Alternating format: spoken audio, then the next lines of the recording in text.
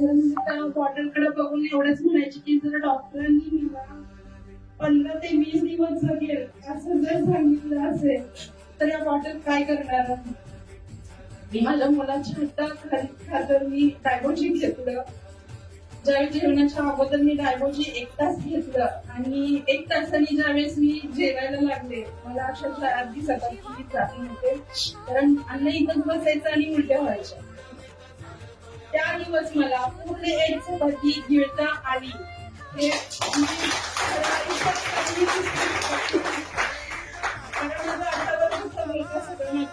करत होता.